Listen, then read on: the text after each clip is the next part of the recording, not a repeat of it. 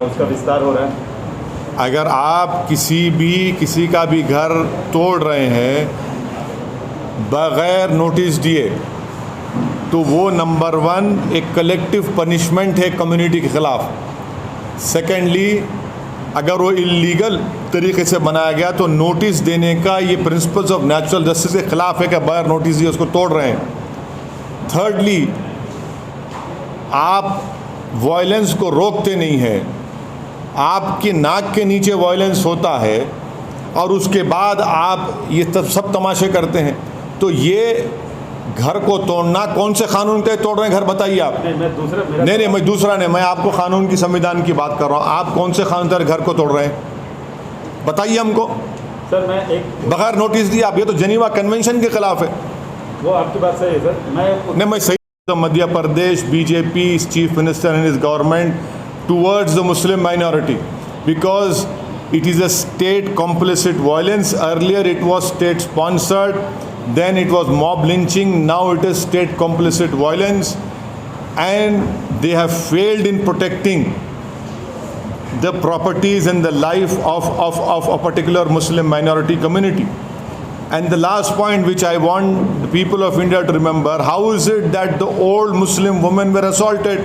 70-year-old Muslim women, their elbows were broken, their heads were smashed. Who did this? It is a Madhya Pradesh police. What justification does the BJP government has towards this attitude? Almost similar kind of Constitutional responsibility which these respective state governments have completely failed. This is what I call state complicit violence, and once again the Muslim community has been targeted in what happened in all these states in this RN procession. सर, शिवराज सिंह चौहान ने bulldozers चलवाए, आप कह रहे हैं Muslim community को target कर रहे हो क्या? बिल्कुल। कौन से कानून के तहत आप बुलडोजर चला रहे हैं बताइए।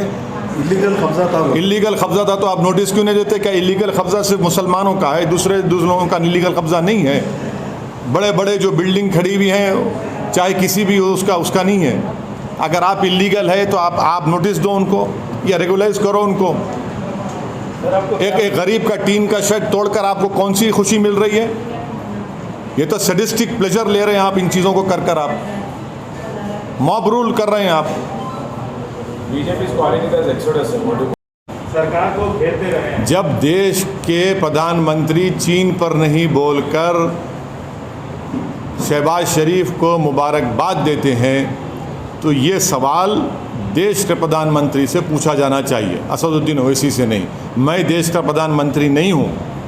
देश के प्रधानमंत्री ने खुद मुबारकबाद और मीठे मीठे अल्फाजों में शहबाज शरीफ के प्रधानमंत्री बनने पर उनको मुबारकबाद दी है। अरे वो कर्टसी है सर। हाँ तो आप अच्छा आप अभी प्रधानमंत्री के स्पोक्स पर्सन बन चुके हैं, जर्नलिस्ट नहीं रहे आप। मुबारकबाद पेश करता हूँ आपको। तो देखिए, ये सवाल करने का मतलब ये है कि मैं अपनी देशभक्ति को साबित करूँ। और प्रधानमंत्री जब शहबाज शरीफ को मुबारकबाद देते हैं उस पर क्या बोलेंगे आप? आपकी ज़बान चुप हो जाती है। अरे आपको उल्टा सवाल करना चाहिए प्रधानमंत्री से, बीजेपी से। दूसरे मुल्क का हमारे कश्मीर के बारे में उनके उस बयान के बाद ही मेरे देश के प्रधानमंत्री ने शहबाज शरीफ को मुबारकबाद दी।